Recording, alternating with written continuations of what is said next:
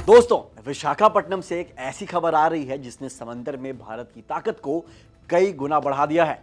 रक्षा मंत्री राजनाथ सिंह ने दो घातक योद्धाओं यानी आईएनएस अरिदमन और आईएनएस तारागिरी को राष्ट्र को समर्पित कर दिया है। विशाखापट्टनम के इस बड़े समारोह में नौसेना प्रमुख एडमिरल दिनेश कुमार त्रिपाठी और सीडीएस जनरल अनिल चौहान समेत कई बड़े अधिकारी मौजूद थे। अब आप सोच रहे होंगे कि इन दोनों में ऐसा क्या है।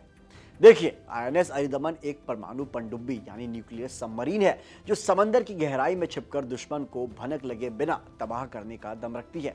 वहीं दूसरी तरफ आईएनएस तारागिरी एक एडवांस स्टेल्थ फ्रिगेट है जो सतह पर तेज रफ्तार और मॉडर्न हथियारों के साथ किसी भी चुनौती से निपटने के लिए तैयार है।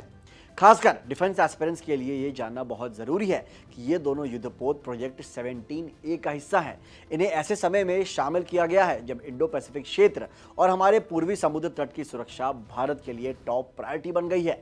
तो चलिए विस्तार से डिकोड करते हैं इन दोनों वॉरशिप्स की खूबियों को और समझते हैं कि ये समंदर में भारत के लिए गेम चेंजर क्यों साबित हो सकते हैं।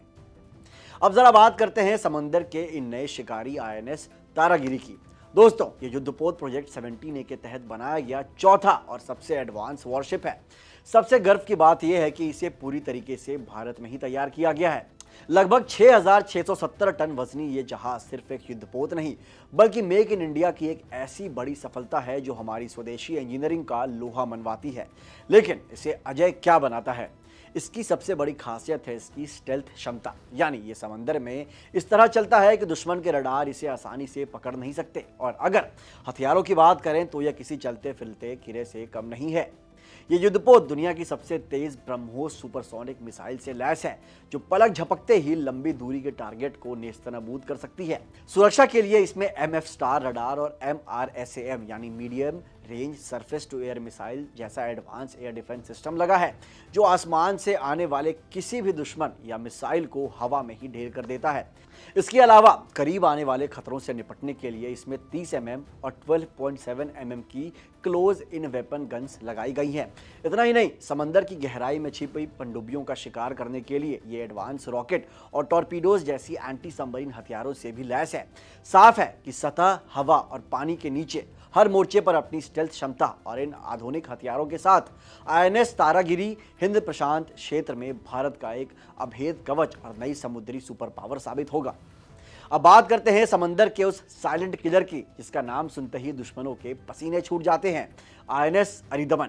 ये भारत का दूसरा सबसे advance nuclear powered ballistic missile पनडुब्बी यानी SSBN है। इसकी सबसे बड़ी पावर इसके 8 वर्टिकल लॉन्च ट्यूब्स में छिपी है जो खतरनाक K4 और K15 मिसाइलों से लैस हैं।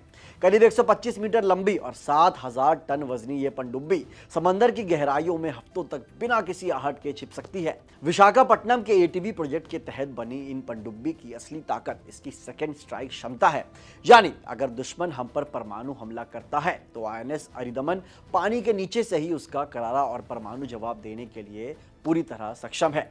एस्पिरेंट्स, याद रखिए कि आईएनएस अरिदमन का नौसेना में शामिल होना भारत के न्यूक्लियर ट्रायड को और भी ज्यादा मजबूत और अभेद बनाता है।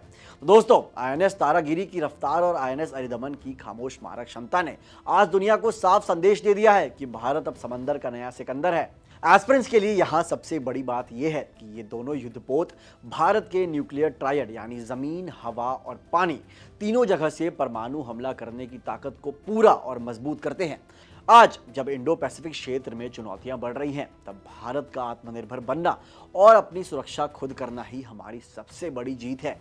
अंत में ये सिर्फ लोहे और हथियारों की ताकत नहीं है बल्कि ये हमारे वैज्ञानिकों और नौसैनिकों के जज्बे की ताकत है। विशाखापट्टनम से उठी ये लहर आने वाले समय में भारत की समुद्री सीमाओं को पूरी तरह सुरक्षित रखेगी। आपको क्या लगता है, इन दोनों वॉरशिप के आने से हिंद महासागर में भारत का वर्चस्व कितना बढ़ेगा? कमेंट्स में अपनी राय जरूर दें।